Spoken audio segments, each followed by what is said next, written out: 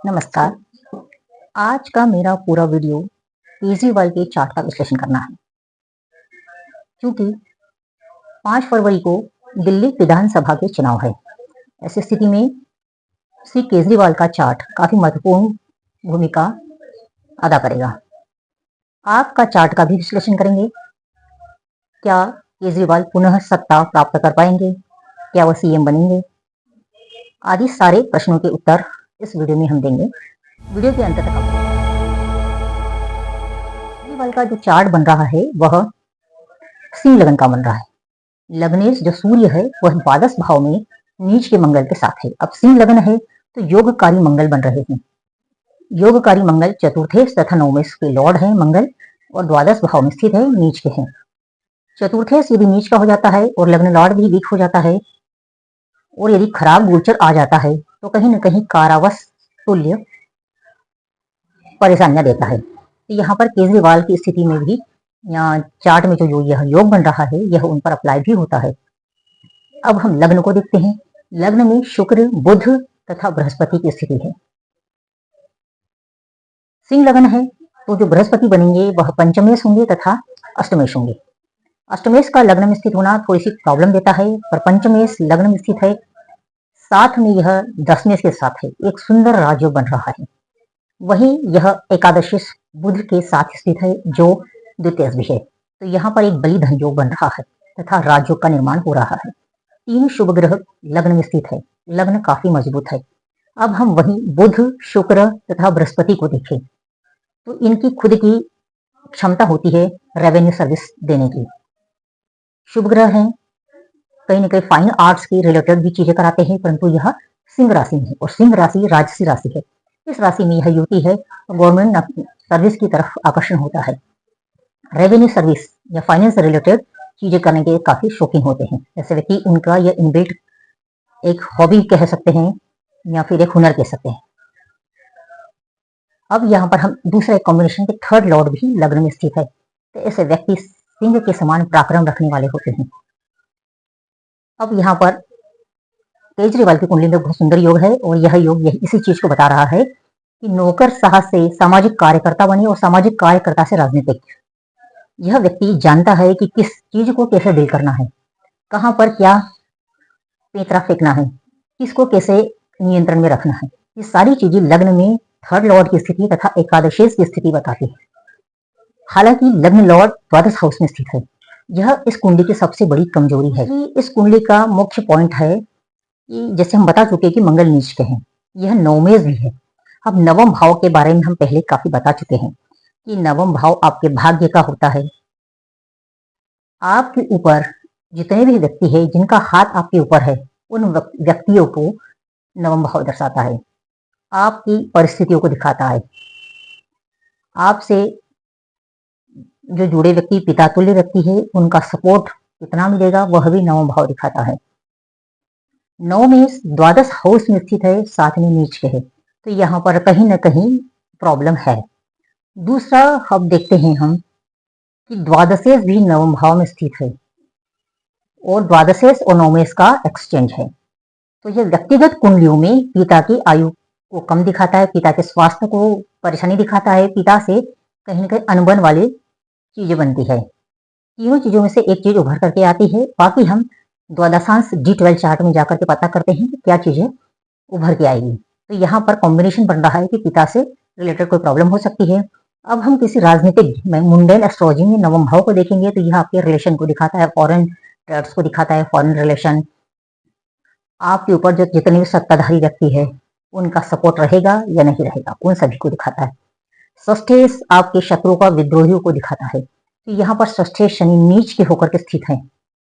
वहीं साथ में मंगल की और शनि दोनों की नीच दृष्टि है छठे हाउस पर, तो इनके शत्रु हावी रहेंगे, गुप्त तरीके से आक्रमण करेंगे तथा इन्हें काफी परेशान करेंगे।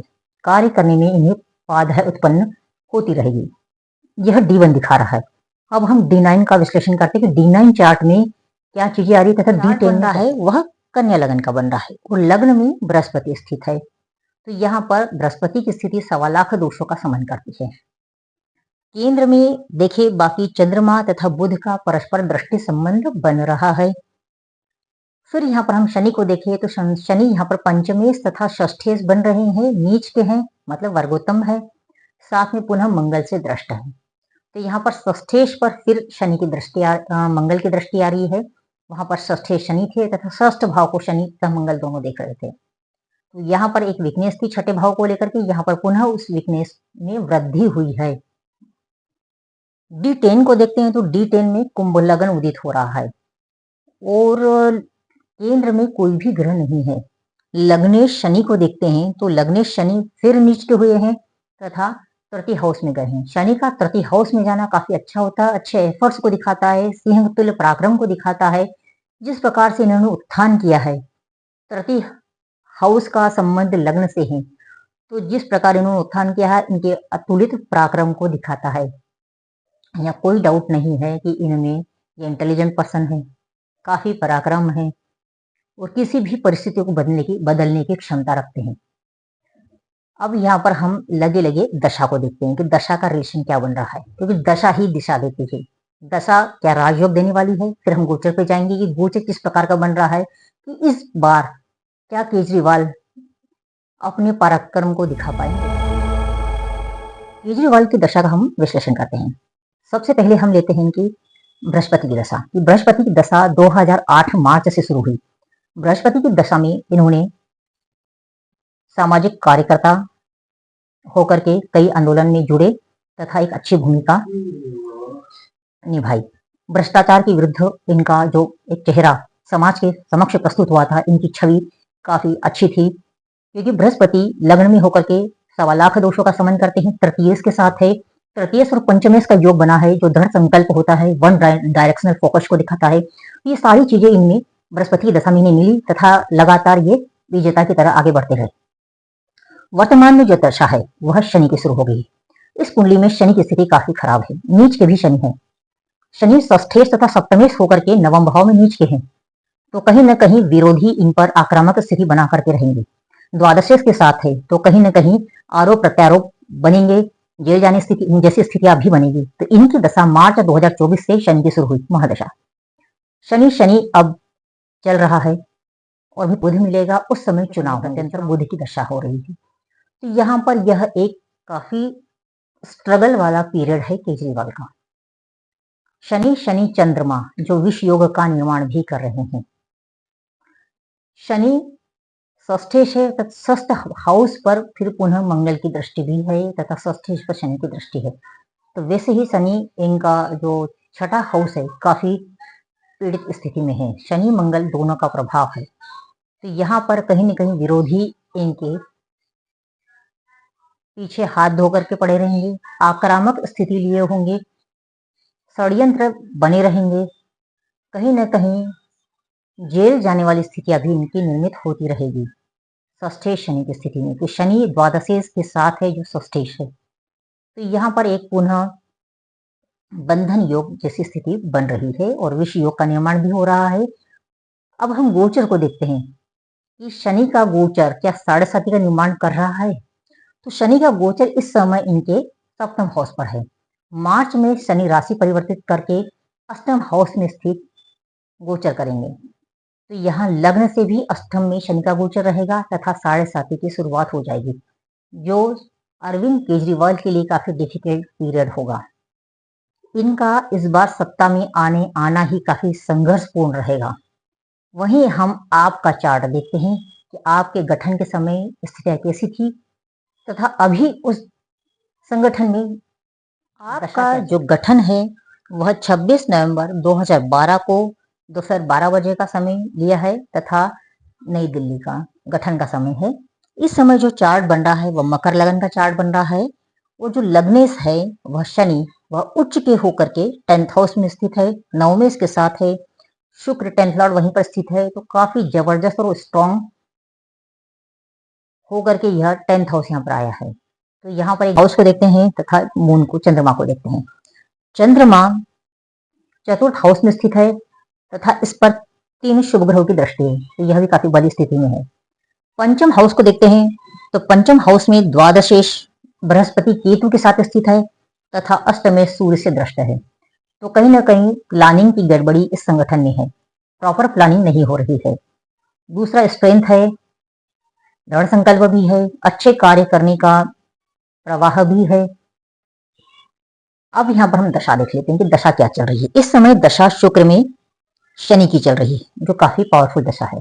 शुक्र में शनि की स्थिति 10th हाउस में स्थित है ये, और बहुत मजबूत स्थिति में बड़ा राजयोग बना रहेगी। यहाँ आप की कुंडली में काफी अच्छी स्ट्रॉन्ग स्थिति है, वहीं केजरीवाल की कुंडली में काफी डिफिकल्टी दिखा रही है। केजरीवाल की स्वस्थेज की दशा चल रही है तथा जो द्वादश के साथ विषयोग में स्थित है। फरवरी के पश्चात मार्च में जैसे शनि राशि बदलते हैं तो कहीं ना कहीं 7.5 उनकी कुंडली में शुरू हो जाएगी। वह उनके राजनीतिक करियर में काफी उठा पटक लाने वाली है। कई प्रकार की परेशानी आएगी। उनके मुख्यमंत्री बनने में भी कहीं ना कहीं प्रॉब्लम दिख रही है। हालांकि आप संगठन द्वारा सीटें लाने की क्षमता बन रही है कि यहाँ पर आपका जब हम चार्ट देखते हैं संगठन आपका, तो यहाँ पर दशा सीक्वेंस तो सही है। गोचर की स्थिति भी मार्च से यहाँ पर 7.5 की शुरुआत संगठन में भी हो रही है, संगठन के चार्ट में भी। तो यहाँ पर इन्हें दिक्कतें को सामना करना ही पड़ेगा, क्योंकि केजरीवाल के चार्ट में भी 7.5 शुरू होगी तथा उनका दशा का सीक्वेंस काफी खराब होता जा रहा है। यहाँ पर संघर्ष के साथ उनकी जीत बन रही है। उनकी सीट पर भी जीतना उनके लिए काफी स्ट्रगल रहेगा। तो यहाँ पर कहीं ना कहीं आम आदमी पार्टी की सीटों में गिरावट के संकेत है, वहीं भाजपा के सीटों में उत्थान दिख रहा है। तो यहाँ पर कहीं ना कहीं एक पॉसिबिलिटी बन रही कि भाजपा सत्ता में आ सकती है। दोस्तों, ये पूरा विश्लेषण हमने दिया आम आदमी पार्टी का, केजरीवाल का तथा भाजपा की क्या स्थिति दिल्ली विधानसभा की हो सकती है। यदि आपको वीडियो पसंद आया तो प्लीज सब्सक्राइब जरूर करिएगा। धन्यवाद।